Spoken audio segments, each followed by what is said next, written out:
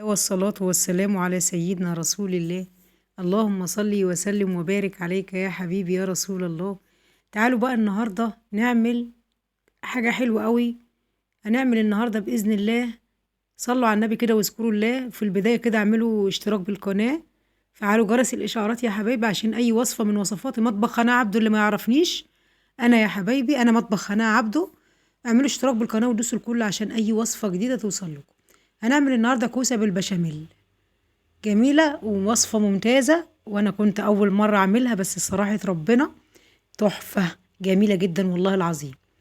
معانا هنا حوالي نص كيلو من الكوسة، مش كوسة صغيرة يعني، يكون الكوسة حلوة كده يعني وسط، لا هي كبيرة قوي ولا هي صغيرة قوي. والقطعة خلوا بالكم تكون السمك زي ما انتوا شايفين كده يا حبايبي. السمك بتاعها بيكون يعني لا هو تخين قوي ولا رفيع قوي، زي ما انتوا شفتوه في ايدي وانا مقطعه كده. هنقطع الكوسة كلها الكمية كلها، نقطعها كده مش تقطيعة عادية، لا أنا باجي بوربة كده زيها زي شفت المكرونة الأقلام، باجيها معوجة كده، بقطعها معوجة شوية كده.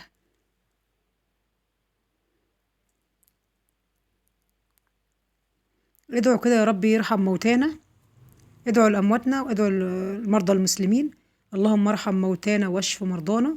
اللهم أكرم نزل الموتى يا رب وارحمهم رحمة واسعة يا رب. ادعوا لأبويا بالرحمة والمغفرة. ادعوا الموتى المسلمين عامة كلهم يا رب يرحمهم رحمة واسعة يا رب.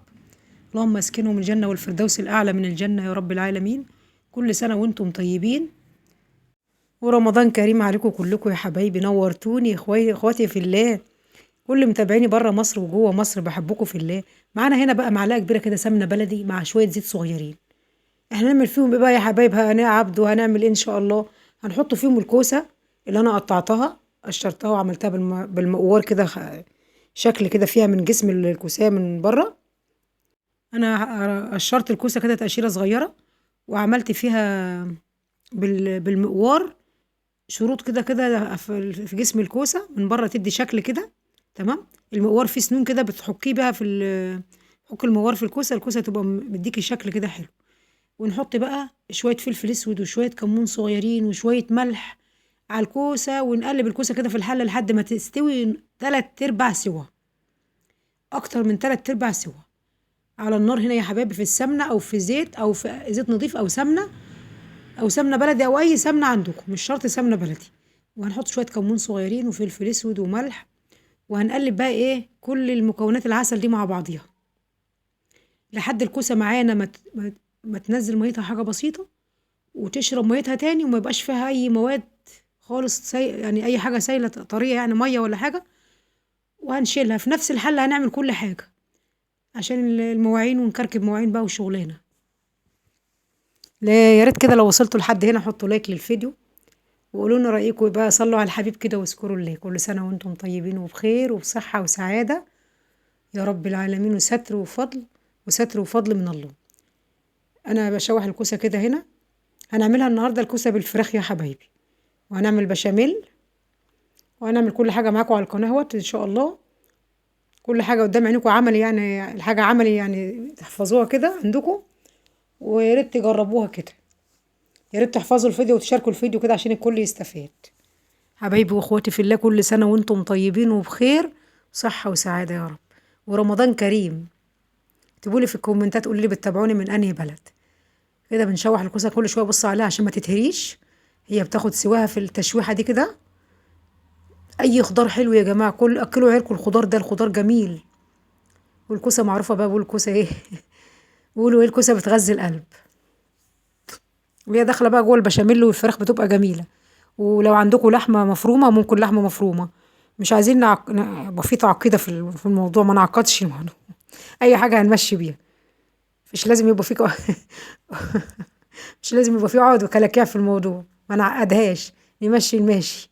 حتة فرخة ماشي، شوية لحمة مفرومة ماشي، بس هي في الأول وفي الآخر الصراحة ربنا ما تفرقش حاجة عن اللحمة. زي العسل والطعم، أهم حاجة الطعم والنفس في الأكل يا جماعة. يعني انتوا بتعملوا الطبخة أهم حاجة الطعم والنفس في الأكل. تمام. منكم كده تركايه من ايديكم كده، تركايه حلوه كده، اي تركايه من ايديكم تلاقوا بقى ايه عملتوا الحاجه زي العسل، واعملوها كده حبوا الحاجه اللي انتوا بتعملوها. لو حبيتوا الحاجه اللي انتوا بتعملوها اللي انتوا عايزين تعملوها هتعملوها مظبوطه.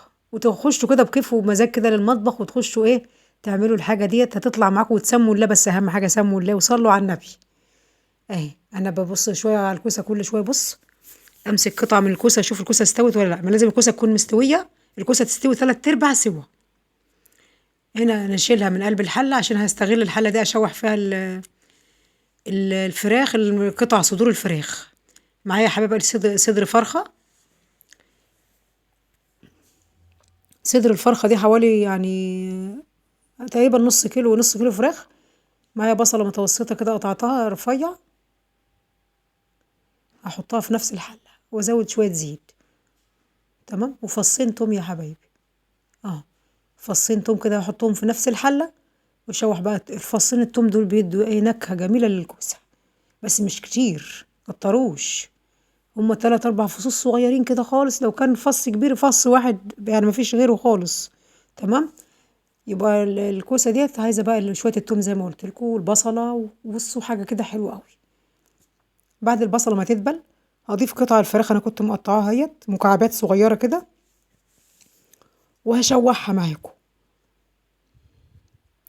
بعد ما اشوحها كده وتاخد السوا بتاعها، انا بحط شويه فلفل اسود بردك وشويه كمون وشويه ملح،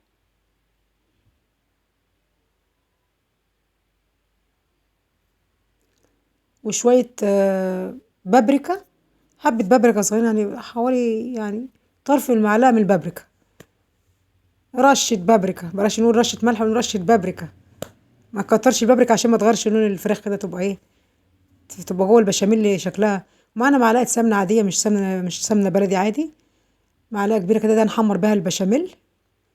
تمام يا حبايبي.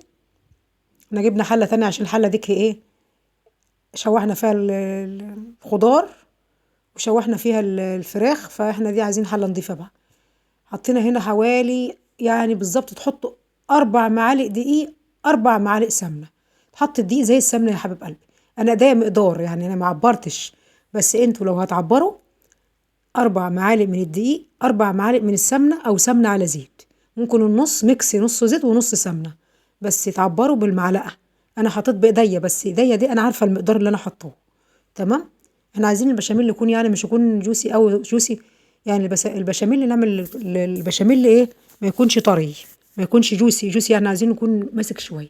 معانا هنا نص كيلو لبن وزياده شويه، نص كيلو كوسه خدنا نص كيلو لبن، 4 معالق دقيق للبشاميل، 4 معالق سمنه، وحطينا مرقه هنا، وهنحط شويه فلفل اسود وشويه ملح. هنحدق بردك البشاميل كأننا بنعمله للمكرونه البشاميل، بس احنا هنعمله حاجه تانية، الكوسه الكوسه المغذيه. وبعد كده هنديها تقليبه، ولو هي لقيناها جابسه خالص هنحط لها شويه ميه صغيرين ونقلبها ونطفي عليها، هي بتلم الدنيا على النار لحد ما تتقل، البشاميل يتقل معانا. السرفيس البيضاوي، السرفيس ده انا دهنته ماده دهنيه زيت سمنه اي حاجه عندكم، وهنحط فيه بقى زي ما انتم شايفين كده يا حبيب قلبي كبشه بشاميل في القاع كده من تحت، قاع اهوت في قاع الطاجن، وهنرص بقى الحاجه العسل ديت. يا ريت لو وصلتوا لحد هنا صلوا على النبي وحطوا لايك واعملوا اشتراك بالقناه يا حبيب قلبي ومتابعيني واخواتي في الله. حطينا طبقه بشاميل، وبعد كده نحط طبقه الكوسه، وبعد كده نحط البشاميل ونحط كوسه تاني، واخر اخر طبقه هنحطها البشاميل اللي فوق الوش، وندهن دهنة سمنه من فوق وش البشاميل اللي من فوق، لازم دهنة سمنه كده على البشاميل عشان تديها لون في الاخر جميل زي ما هتشوفوها في اخر الفيديو. وهنحط بقى طبقه البشاميل وهنظبطها وندخلها الفرن، نشغل الشوايه من فوق والنار من تحت، هتاخد لون من فوق ونسيبها ونطفي الشوايه نسيبها تاخد من تحت، وتبقى معانا زي العسل كده زي ما هتشوفوها في اخر الفيديو.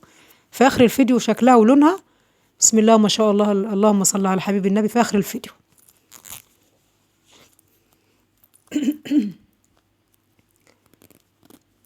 هنحط بقى اخر طبقه بشاميل اللي معانا فوق الوش، وبعد ما خرجت هي يا حبيب قلبي زي ما انتم شايفينها بسم الله ما شاء الله، يعني عسل، تحسوا انها جوسي جوسي كده زي المكرونه البشاميل جوسي طريه كده حلوه.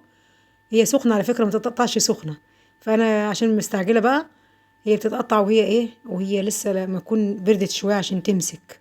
اي حاجه سخنه يا حبايب قلبي تيجي تقطعوها حتى الكيكه تتهري معاكم. بس بصوا بقى بسم الله ما شاء الله عسل. يا ريت تحطوا لايك كده ودمتم في رعايه الله.